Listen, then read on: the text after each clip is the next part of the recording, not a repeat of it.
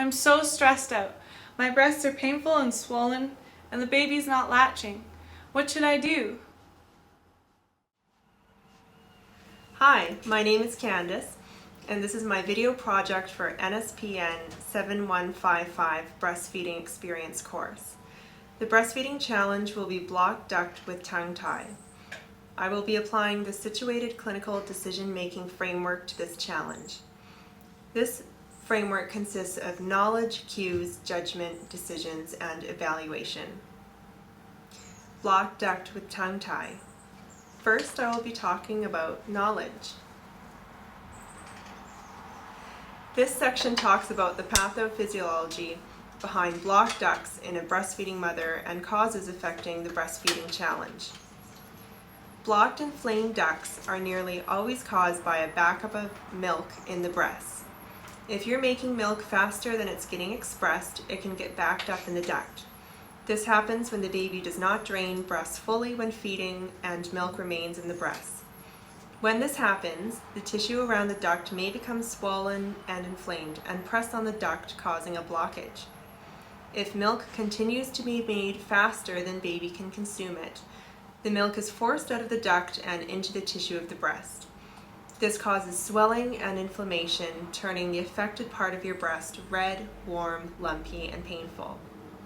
It is important to note that a blocked duct is different from mastitis, where mastitis is infection of the untreated blocked duct, which may need to be treated with antibiotics. During the time the block is present, the baby may be fussy when breastfeeding on that side because the milk flow will be slower than usual. This may be due to pressure from lump collapsing other ducts.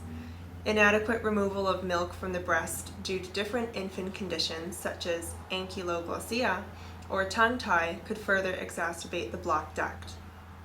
Ankylosing or tongue tie is a congenital condition that restricts the tongue's range of motion. With tongue tie, an unusually short, tight, or thick band of tissue, known as the lingual frenulum, tethers the bottom of the tongue's lip to the floor of the mouth. Tongue tie can affect the baby's ability to breastfeed. Babies who are tongue-tied may have problems affecting a secure latch to the breast.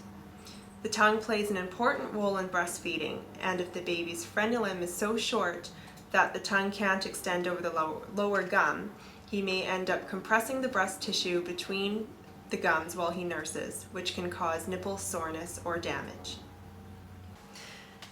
This may not only cause pain, but also affect the baby's ability to adequately drain the breast, leading to supply issues.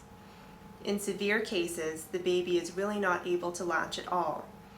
Some tongue-tied babies are able to nurse effectively, depending on the way the frenulum is attached, as well as the individual variations in the mother's breast. If the mother has small or medium nipples, the baby may manage to extract the milk quite well in spite of being tongue-tied. On the other hand, if the nipples are large and flat or inverted, even a slight degree of tongue tie may cause problems for a breastfeeding baby. Next, we will look at cues, which includes typical signs and symptoms, any lab data, or assessment data. Some common signs and symptoms of blocked ducts include swollen area of the breast. There may be an apparent lump. The mother may feel pain and notice reduced milk flow. Again, it is important to note that if the mother usually feels unwell, like general flu-like symptoms, this could be signs of infection associated with mastitis. Symptoms of tongue tie include difficulty lifting the tongue to the upper teeth or moving the tongue from side to side, trouble sticking out the tongue past the lower front teeth, a tongue that appears notched or heart-shaped when stuck out. Signs you may see in the baby indicating possible tongue tie. You could see excessive weight loss or slow weight gain, difficulty establishing breastfeeding or a baby refusing to latch, fussing at the breast shortly into a feed or taking very short, fast feeds, gagging, oral aversion, disorganized suck-swallow pattern, noisy or clicking noise while sucking, and displaying stressed body language when feeding. This could look like hands up near face, fingers splayed, You may also see excessive flatulence and green stool from the baby and squirmy, unsettled baby when sleeping. Next, we look at judgment. This includes consultations and main nursing priorities. A blocked duct may interfere with mother's ability to produce milk. If the milk does not continue to get moved, this could impede emptying the breast and reducing inflammation. A blocked duct may increase mother's stress regarding the breastfeeding experience. Added stress, such as baby's ability to receive enough milk and pain to sight, may be significant factors affecting the breastfeeding relationship. A baby who is not gaining enough weight, having difficulty latching and feeding, disorganized patterns in cueing could be stressful to both mom and infant. Consultation with public health nurse, breastfeeding clinics, or lactation consultant could all be very helpful, providing information to mothers with blocked ducts. If blocked ducts are not resolved and infection occurs, a physician may need to be consulted for antibiotic prescription. Depending on the severity of the tongue tie, the infant may be able to breastfeed adequately as long as baby is gaining appropriate weight and there is effective emptying of breast with no pain to mother. Mother may need to consult public health nursing or breastfeeding clinics to discuss express milk supplemental options. In severe cases in which the tongue totally impedes the ability of baby to breastfeed, consultation with a physician may lead to clipping of the baby's frenulum. The three most important priorities in this challenge is to make sure you are feeding the infant, making sure milk production is being effectively stimulated, and helping the dyad learn to breastfeed. It is key for infant to be getting enough food appropriate to their age and weight to thrive, and this could include feeding express milk to infant via dropper, syringe, spoon, or bottle. Pasteurized donor milk or artificial milk are other supplemental options to ensure infant is receiving nutrition. Moving the milk is especially important for women suffering from blocked ducts to empty the breast, continue making milk, and reduce inflammation. Tongue tie and blocked duct can create frustration and stress to both mother and infant, so it is important to promote positive breastfeeding environment for mother and infant.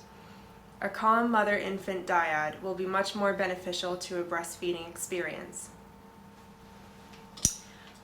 We'll look at decisions, which include treatment and nursing support. Treatment options for blocked duct include applying heat to the affected area, massaging the affected area gently towards the nipple, encouraging frequent feedings, checking the latch and position, alternating infant position. An example is angling infant's chin towards affected area for best drainage, and expressing breast while massaging the area. It's also helpful to check that clothes are not restrictive, such as underwire bras. Mothers with tongue-tie babies may consult with their pediatrician, in which clipping of the frenulum may be an option depending on the severity of the condition. Some physicians may not feel that the tongue tie is severe enough to clip the frenulum, in which nursing support can help with the breastfeeding process. The SNS, Supplemental Nursing System, can be helpful to mothers, as well as regular pumping of breast. Making sure that mother and baby are practicing correct latch and positioning while breastfeeding is key as well. Overall, blocked duct and tongue tie can go hand in hand in the breastfeeding process, and this can be a very frustrating time for both mother and baby.